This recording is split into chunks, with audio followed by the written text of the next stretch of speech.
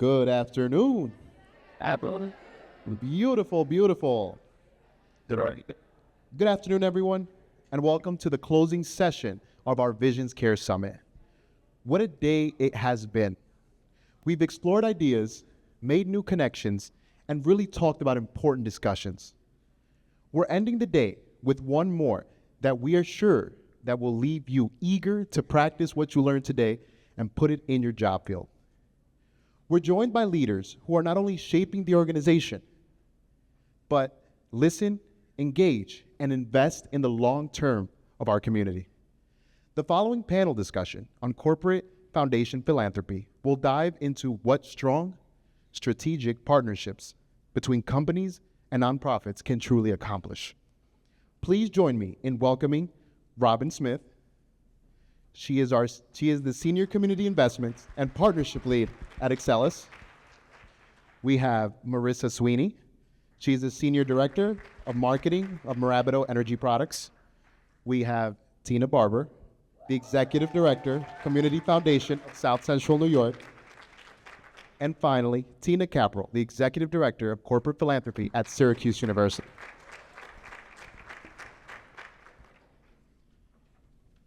Beautiful. So we're going to dive right in. So I want to ask each of you to briefly share your role at this organization. Hi, I'm Marissa Sweeney. I am the Senior Director of Marketing at Mirabito Energy Products. And I should say Holdings, Inc. We are a multi-faceted company that spans across the Northeast, convenience stores and energy products. And my role is to share with our communities what we do. Our goal and our mission is to fuel families across our region. And my objective is to share that message through sponsorships, marketing, and community development. Amazing. Good afternoon, everybody. I'm Tina Barber. I'm the Executive Director of the Community Foundation for South Central New York. My role there is fundraising. So we fundraise in the community from corporations, from individuals, from anybody who has a philanthropic interest. Then we grant money out the door, right? So we take 5% of that endowment, we push it back out the door. And then the last thing that we do is we convene the community around different issues, and we'll talk about some of those partnerships, I am sure, in just a little bit. Good afternoon, everybody. I'm Robin Smith. I am the Senior Community Investments and Partnerships Regional Lead for Excelis Blue Cross Blue Shield. So Excelis is a nonprofit health plan that serves our footprint's about 39 counties, so the southern tier is right within that footprint. My job is really to make relationships with community-based organizations that are filling gaps in care and reducing health disparities, and being able to partner with you outside of what uniquely is or traditionally supported through health insurance. So thank you for having me. And look at this powerhouse panel of women. Thank you. I'm Tina Caprell, Executive Director of Corporate Philanthropy at Syracuse University. Syracuse University is a R1 research institute with over 22,000 students. Our goal, our mission is for those students to become global leaders in our world and be making a difference out there for the next generation. So thanks for having me today. And in my role, similar to these ladies, it's all about stakeholders, how to involve people in our work, in our mission, with our students. That can be in many different ways. But I think that in my particular case, in my role is to bring funding to all of our mission across the university. Thanks. What a group. Woo. So we talk about philanthropic mission. What drives your organization's philanthropic vision? In short, why do you give? Yep. Community relationships are the glue that hold our organizations together. As I mentioned, Mirabito Energy Products has been in business since 1927. As a family organization, community came first. A strong community means a strong business, and vice versa. And so our mission, as we continue to grow, is to grow that relationship with our communities, understand who we're talking to and where their needs are and try to meet those needs. So we are growing exponentially in our CARES program. We just hired a new director of CARES who is sitting in the audience, Kelly Storm, whose job is to really make those connections and those relationships so that those in the community feel that they're seen, not just fueled by Moravido.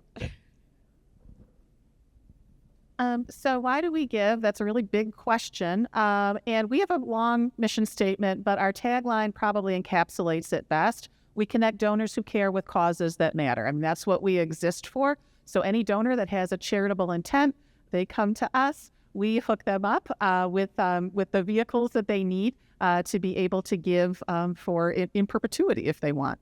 But because we have a program officer, our Stacy, some executive directors were here for her session today. Right, our executive director, Stacy, has relationships with nonprofits all throughout our 5-county region. And it puts us in a really good position to be able to understand what community need is and hook those donors up with the causes and organizations that are doing great work in the community. So from an Excellus perspective, I think it's important for us to think outside of what a traditional health plan does. And we know that our community partners are really doing some of the hard work that is increasing access to care and reducing costs overall for everybody. So part of our funding strategy really is to make those connections. And I think I will, what Marissa said, community is everything. We are a local nonprofit. We live here, breathe here, work here, pray here, play here. So it's really important for us to give back to our community and to recognize all of those efforts. But we also have this unique ability to be able to look at data and what the data is telling us from our reimbursables. And then we can go out to the community partners and really address those things that we know the community needs. Our mission is really to help our members in the communities we serve live healthier, more secure lives. And we really push that through our community investments. Syracuse University, although Educational Institute, feels that they are a huge part of the community across Central New York. They believe in continuing to support the community through opportunities related to economic development. That could be providing talent pipeline to our company with our students. It could look like providing opportunities for corporate and research to partner and to develop new products and new opportunities to help to grow our economy in Syracuse and in the surrounding areas. And also, I think that being a good community partner, we provide the community with a lot of jobs. Syracuse is the #2 employer in the area in Syracuse. So we know that that's important and that our presence in the community is always hopefully felt in a positive way. So we want to continue to grow those relationships. And so we have corporate partners, both small, medium, large-sized companies, also national and global companies. We work across all of our different partners to determine how to have a great win-win relationship because we feel that's really important. You need to both be benefiting from the partnership in a way that's meaningful. So we, in my team, in my role, want to always ensure that we're doing that. Beautiful.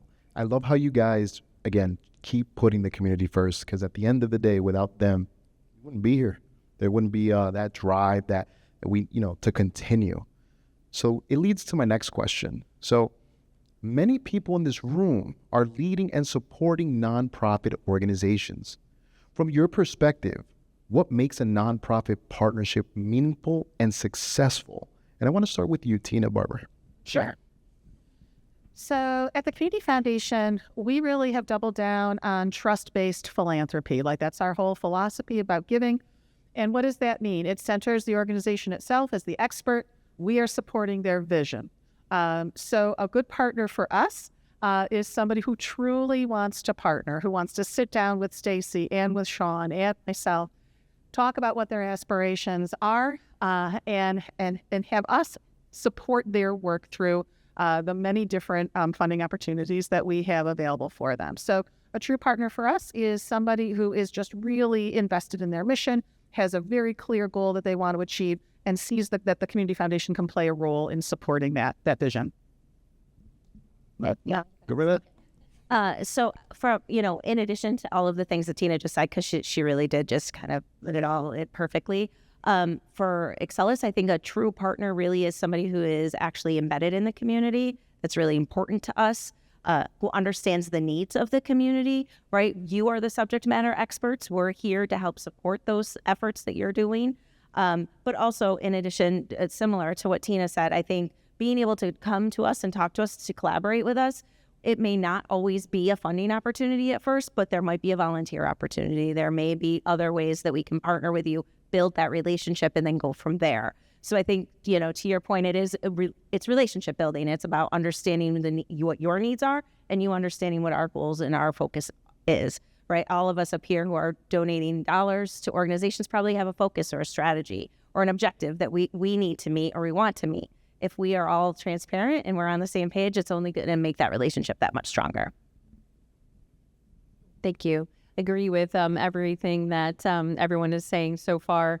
I do think it is relationship building. I completely agree with you. I think that understanding what the partner is looking for out of the relationship and how it can continue to improve their brand and their visibility in the community, also their mission, and how it can also improve our mission and our brand and our visibility. That trust is part of the relationship, and you need that in order for it to be successful. And the goals can change over time. And if you have open communication, that's okay, because you can move in a direction that keeps making sense for both of you. And I think that's really what a partnership and a relationship is. So we try to do that across the board with all of our partners. And Syracuse University can be a tough place to navigate sometimes. So, I see my job as part of it is helping to get folks connected that wouldn't normally be connected or didn't know that we might be doing something in a particular area of, for example, research or programming that aligns well with what our partner is interested in. So I sort of see myself sometimes as the bridge to those relationships and navigating. C, all of the above. I summarized it wonderfully. I think one of the things so yes to everything, and just one extra thing is activation and continuous activation. Donations are wonderful and they're necessary. But I think what's really important for Mirabito and Mirabito Cares is continuing to foster the partnership and relationship through activation, getting our employees involved, giving a reason why we do it. I mean, we know our mission, vision, value, but we want our employees to feel they are working towards and for an organization that cares. And it helps our community see what we do. Our employees are our community partners too. And so activation and continuous relationships and growing and innovating new opportunities for us to remain involved beyond just corporate donation, but activation. And activation one more time, because I think I said that 13 times. It's amazing. So I think it was you, Robin, that mentioned philanthropy isn't just about funding, right? It isn't just, let's say cutting a check, right? So it's about relationships.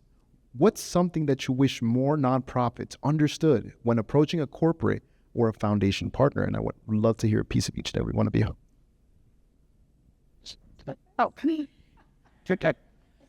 we don't bite.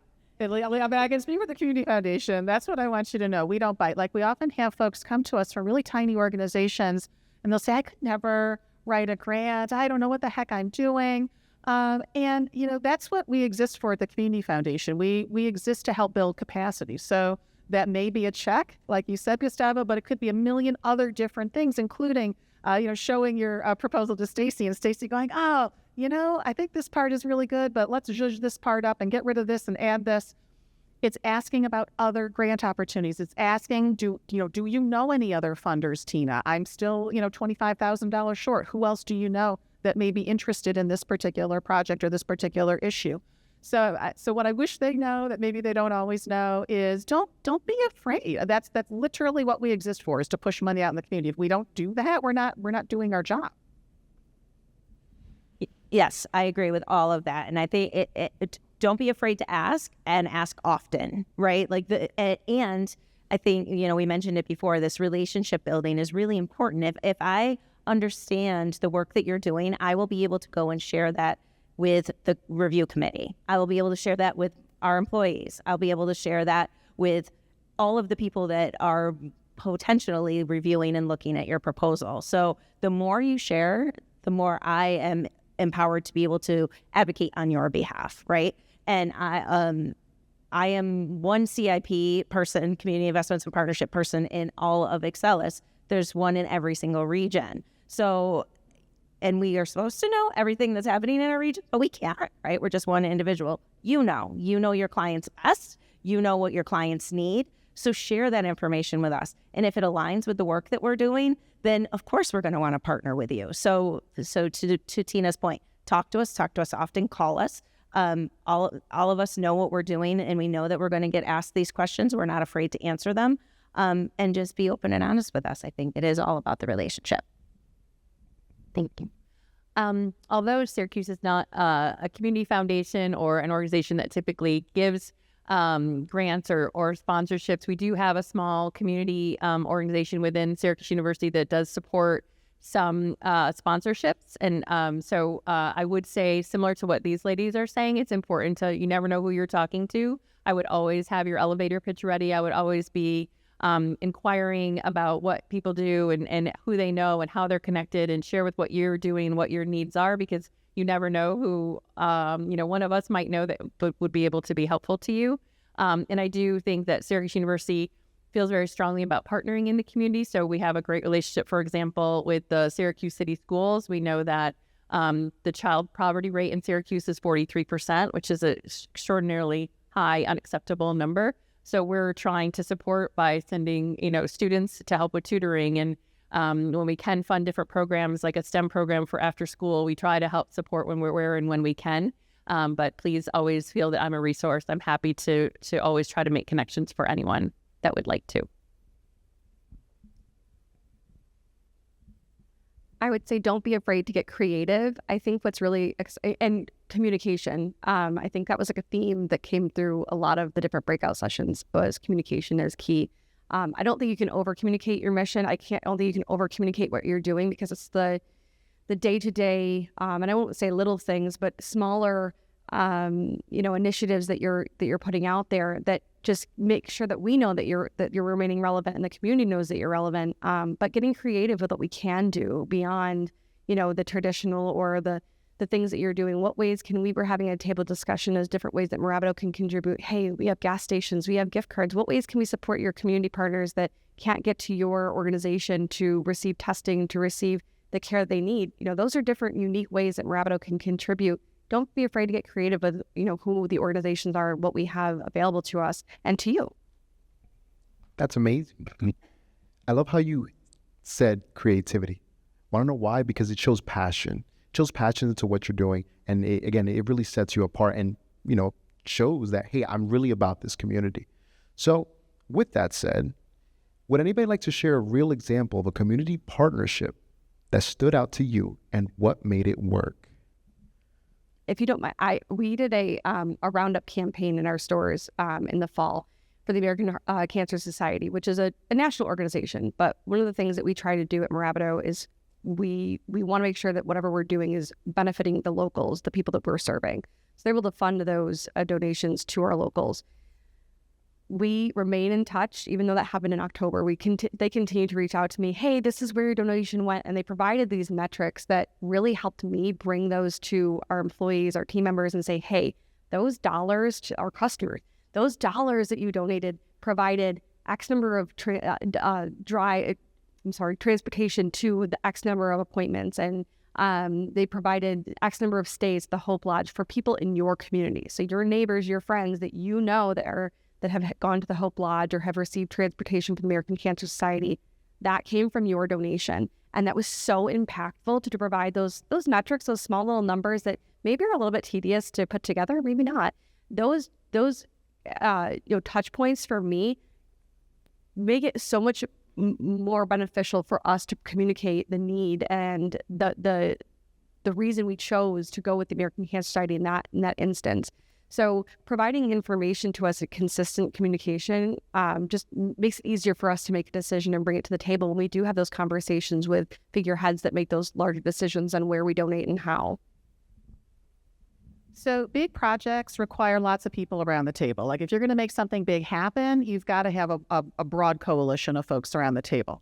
So let's talk about the Greater Good Grocery. Let's talk about a food desert, a 20-year food desert on the north side of Binghamton. Let's talk about the fact that we were stuck for many, many years trying to fit a square peg into a round hole with a big commercial grocery store going over. It just wasn't working, but nobody could quite figure out what to do next, right? Fast forward to a Facebook post about a hybrid nonprofit for-profit grocery store. me seeing it, approaching the mayor about where they were at with the grocery store, found out he actually had some resources committed, both from the city and the state. Okay, that's interesting. Well, this particular model relies on a charitable warehouse. Where's less? So we decided that we would bring CHOW and Broome County Council of Churches in. This is going to require a whole lot of money than we have. So guess what? Now we're inviting in the other private foundations. We're inviting in commercial lenders. 2 years later, we have a hybrid grocery store on the north side of Binghamton. And not only that, but it was such an interesting project, an innovative project, that now there's a mobile bus for the Greater Good grocery store that is addressing food deserts in other parts of our community. So big issues, big coalitions. So Tina just stole what I was going to say. So yes, Excellus also supported the Greater Good grocery bus, and for those of you that aren't familiar with it, does 20 meals, I think, weekly throughout Broome County, where they're providing fresh meal or fresh produce and fresh staples to individuals. They receive funding through our Health Equity Innovation Award in 2024, and I agree. Big ideas need a big table, need a lot of people talking about it, and a lot of momentum behind that. And so we do other things in the Southern Tier as well. But that I was going to say, it's so weird. It was like we were talking about the same thing. So yeah. But I think what makes it impactful is that it was innovative, but it's also visible, right? Like you could see the bus, you know that it's coming, it's there. And it's a really good project for us to be behind as food insecurity is on the rise across all of our regions, and it's not going to get any better, I don't think. If I was to read the tea leaves, I'm pretty sure the tea leaves would probably crumple up and blow away. So I think that it's really important that from a health plan's perspective, we're supporting the community in these types of efforts to be able to provide healthy, nutritious options for individuals in food deserts, food swamps. I think that's really important. Thank you. I think that one of the my past role, one of the things that I was responsible for was working with veterans and military families that were going to Syracuse University to get their degree, and I really think that when you are working with strategic partners, that it's great to find someone who has the same vision that we do. And through that support, one of our corporate partners was able to help us meet some of the additional needs that veterans and their families had. So could be, as you can imagine, these are post-traditional students that are adults with families, are going back to school, and sort of might feel a little uncomfortable about being back in the classroom with 18, 19-year-olds. So it's providing tuition or tutoring support, providing mental health support or other health benefits, or connecting them with different folks throughout the community is really important. Just allowing us to be able to go above and beyond the typical student support that you would find for veterans, and understanding what the needs were of that population so that we could meet that need. So I think that finding a partner who has the same vision that you do is really important in those strategic alliances. And then you also mentioned something about ROI and the importance of measurement and metrics and outcomes. That's really important to many of our corporate partners. So we want to be able to speak to those direct outcomes and outputs, but we also want to be able to tell a story together. So I think you mentioned both of those, and I think it's really important to be able to tell specific stories, because that partnership can lead to more partnerships if you're able to share that story from both sides, the funder and the recipient. Okay. So, Tina Barber, I do have a question. It says, I know that a lot of individuals in this crowd might have this question, but how do you prioritize where to give, right? Are you focused on a specific issue, region? Is it impact areas? And how do you make those decisions? So we're a broad funder, so we cover 5 counties. And even though these 5 counties have a lot in common, they're all very, very different, and they have different needs. So we have made the conscious decision, we don't hem ourselves in by any specific initiatives. We do a need assessment. We subcontract with a woman to do a comprehensive need assessment every 5 years based on what we're seeing out in the field. So Stacy will be out in the field. Our 5 years are up, and she'll say, I'm hearing a lot of people talk about their lack of capacity, their mental health issues, and we'll have her take a deep dive into 5 different areas. That helps guide us when things get rough, but typically we like to be really flexible. We are moving toward strict operating, unrestricted operating. We've been making that move for a while. We have a pilot right now of 5 organizations that are receiving multi-year operating. Starting with our fall cycle, should our board grant committee approve it, we will start using our larger grant programs to fund unrestricted multi-year operating, because that is what nonprofits have been telling us for 10 years that they need. They have some flexibility with program. They have other options for funders for program, but that general operating, nobody wants to fund it. So we are going to hop into that space and start doing that.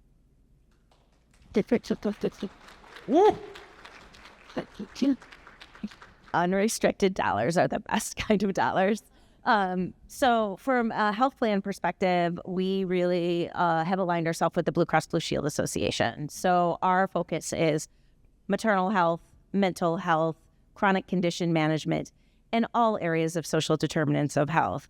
And I will tell you, pretty much everything is a social determinant of health, right? So we can make things work. But right now we are very much focused on food as medicine.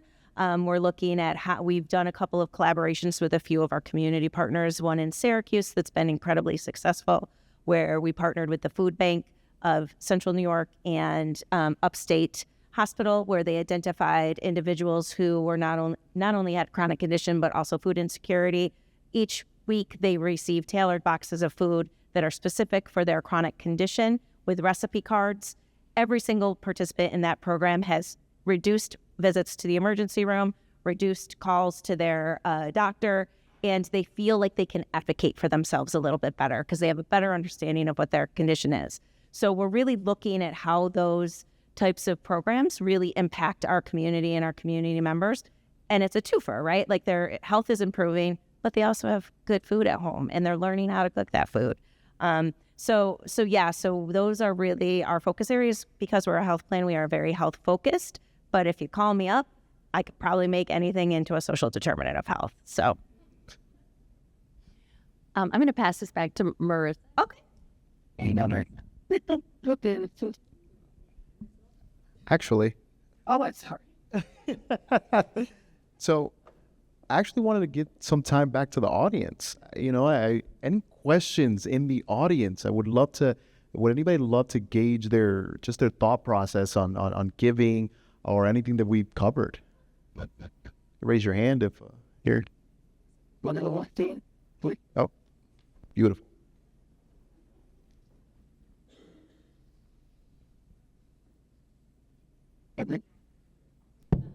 Oh, you're good. Hi, sorry. Hi, my name is Michaela. I'm from the Chenango County Historical Society and Museum. And I was kind of curious because we talk a lot about, food health. And oftentimes now with museums, a part of our problem when we're fundraising is that we get pushback from corporations, foundations, and other grant systems because we don't have food security or we're not promoting literacy, even though we are. Museums in general have problems in getting donations nowadays because everyone's fully supporting of Feeding America and literacy issues. But, museums have been proven to show that we increase literacy in our area. So I guess it's just as a question, how have you guys partnered with museums and how are you guys seeing museums incorporating what you guys have been talking about into their messages when they're writing to you asking for donations or support or partnerships in some way? I'll start just from a perspective I think our organization is a little bit different, our company is a little bit different than the rest on the stage. When it comes to that getting creative is really the important message there. And then communication. I was very fortunate to be part of the Broome Leadership Institute this past season.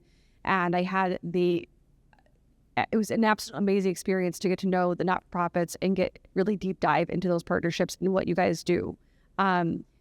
sharing that message and what you're doing beyond just, the museum itself is fantastic, but you guys are doing so much more, and talking about how you are, helping the issues in different unique ways is something that we as an organization are privy to. We'll see brochures or we can tour the facility and it's great, but understanding your programming and the different ways that you're getting creative to address issues and getting people to come in to explore, and how you're maybe giving, if it was a free day to veterans or a free day to children, those are the kind of things that meets our mission to support family and youth assistance. That's a pillar of my mission. So if that's something that you are addressing as well, that collaboration is so important for us to know so that we can support you in that way. So we noticed that phenomenon several years ago where we had our 2 competitive cycles, and there was health and human services and education and arts, and there were 4 panels and they were all competing for the same money. And what would happen every single time is, it would come down to, okay, hungry kids, Shenango County Historical Society. Well, the historical is going to lose every single time, right, in that scenario, okay? So about, I don't even know, maybe 6-7 years ago, we decided to take unrestricted money and say, this is a pot just for arts and culture organizations, so that we could make sure that you didn't get left behind. Yeah, and I would say Excellus has done the same thing. We really, when we're looking at our arts and culture programs, it is definitely probably more geared towards our sponsorship opportunities. But we have worked with a couple of museums and art programs that are working with some of our lower income schools where they're bringing kids in for free and allowing them to experience some of those things, or doing something special with veterans or the elderly. We just did a program around isolation for the elderly. So it is all about getting creative and thinking about, social determinant of health is healthcare access and quality, right? So I would say if you are doing anything in that space, there's always room for opportunity. Yeah, I feel like I'm really not going to add anything meaningful to that because they hit all the high points. But we have as you can imagine, several museums, and that's what we do is we turn it into programming so that we can align with those areas of focus. Because I do find that although this is wonderful that they have set aside funds for that, because I think that's a very meaningful way to go about it. Most organizations don't, so you have to find a way to fit in their bucket. Do we have one more question? One more question from the audience? Yeah.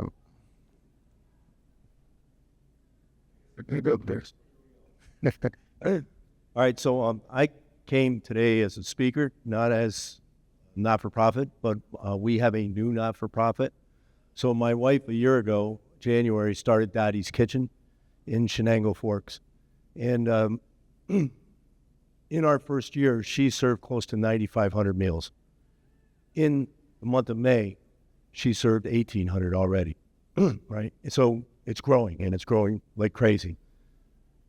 What is the process being a new not-for-profit and a new soup kitchen? Because these are meals, homemade meals that she's making, healthy meals. What is the process to connect with one of you, to partner with you, to gain support for this new organization, right? Because the need is just absolutely overwhelming. I invite you to go see Kelly back for our organization. We accept donations constantly, and we actually pivoted our strategy a little bit to make sure that we were addressing the needs of our communities directly. So we really invite our community partners and our customers to go to the store and hand the convenience store clerk a sponsorship and give some color, and they'll give it to their manager, who comes right directly to our cares@rabideau.com. You can also just email cares@rabideau.com and it'll come to Kelly and I, and we'll review it. And really what stands out to me is when I get to have unique relationships with these partners and meeting up for coffee. I particularly really enjoy, and this really came from this great experience through BLI. Haven't had a chance to go through BLI. I highly recommend you do it. Can you invite us to come see what you guys do? Because that really stands out. Being able to show up at these organizations and see the boots in the ground work being done, that makes the world a difference. That helps us to be creative, as well as spark some different ideas, collaborative approaches when we're together. So I invite you to reach out and just say hello, tell us what you do, and let's set up a time to meet. I think that's the best way to collaborate. So we are proud funders of Dottie's Kitchen at the Community Foundation, first of all. But when I think about how a new organization would access us, you would contact our program officer, Stacy Master-Giacomo. So she is very accessible.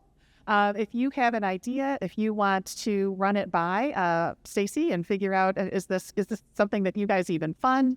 Is there any chance that I can do this? Or on the other side, the flip side, which we had talked about before, there's no way I could ever write a grant. I'm sure of it.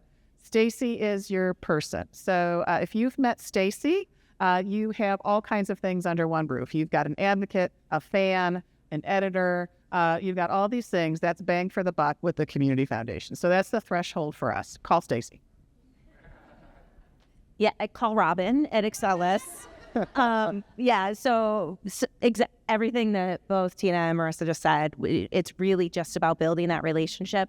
Usually the first time support might be a little bit smaller, but then we build that relationship with you and it builds up and out. It is call us. We can set up a time to have coffee. We can come visit.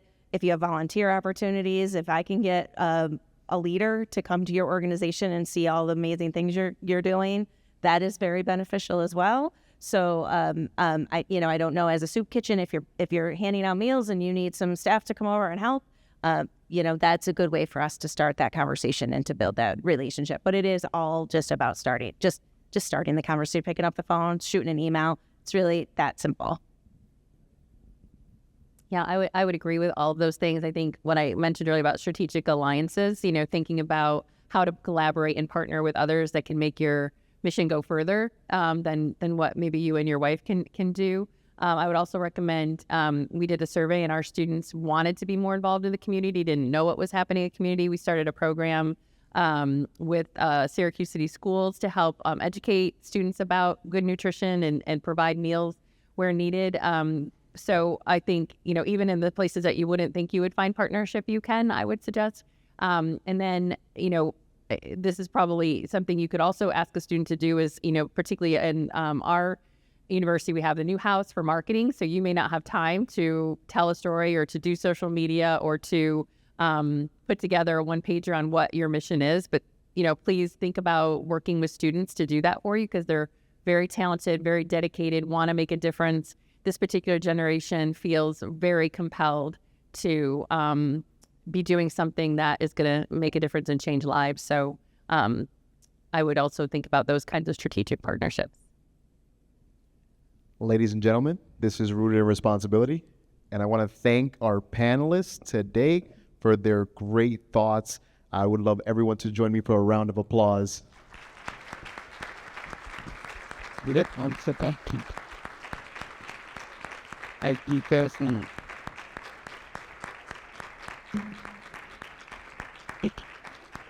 Beautiful. So at this time, please help me welcome back Mandy back to the stage to close out our Visions Care Summit.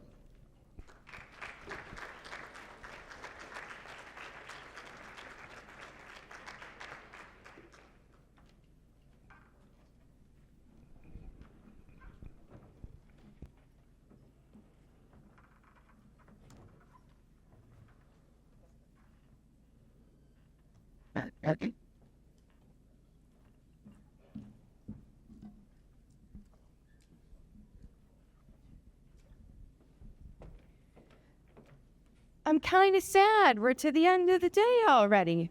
I hope it was meaningful for you. It certainly was meaningful for me.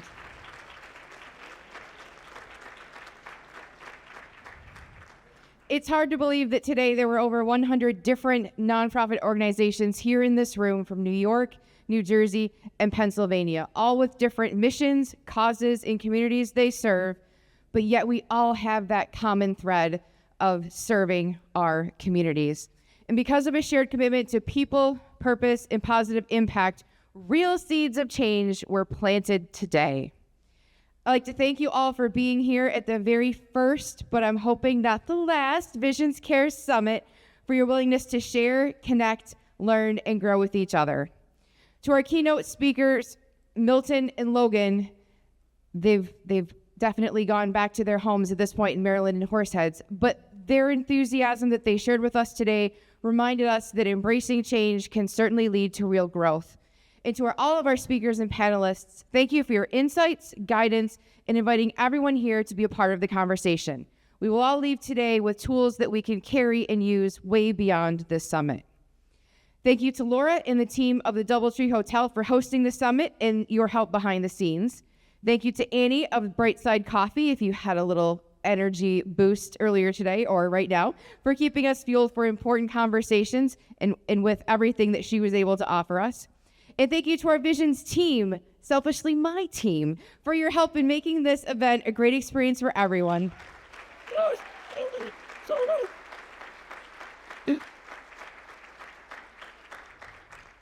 And most importantly, a big thanks to our event planner, Christina, for transforming the space and curating the day's activities.